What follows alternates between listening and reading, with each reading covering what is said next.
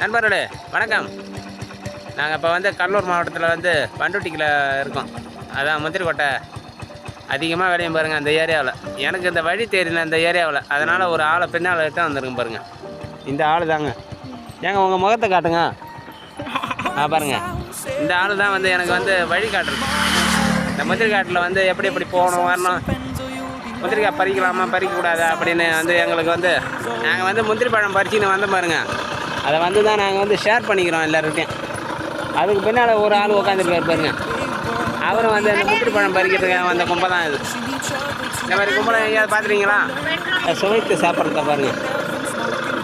அந்தளவுக்கு ஒரு அற்புதமான பழம் இந்த முந்திரி பழம் பாருங்கள். அதை கொடையில் போட்டு ஏதாவது ஒரு துணியில் போட்டதுனால கரையாக ஆகிடும். ஆமாம், அந்தளவுக்கு அப்புறம் அதை க்ளீன் பண்ணவே முடியாது. அது ஒரு நண்பர்களே, உங்களுக்கு எப்போ காட்டுறோம் பாருங்கள். அந்த முந்திரி கொட்டை எப்படி தொங்குது பாருங்கள். இப்படி தான் தொங்கும் அந்த முந்திரி மரத்தில். அப்படியே சரி தொங்குது பாருங்கள். இது ஒரு சீசன். இது இப்போ இந்த பங்குனி மாதம் சித்திரை மாதம் இந்த மாதிரி டைமில் வந்து அதிகமாக விளையும் இந்த முந்திரி மரம், முந்திரி காய், முந்திரி கொட்டை.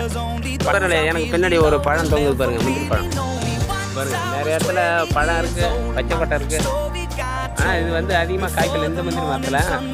ஒரு சில மரத்தெல்லாம் நல்லா காய்க்கல் எப்படி இருக்குது பாருங்கள். பார்த்தீங்களா? எங்கள் வீடியோவுக்கு ஷேர் பண்ணுங்கள்.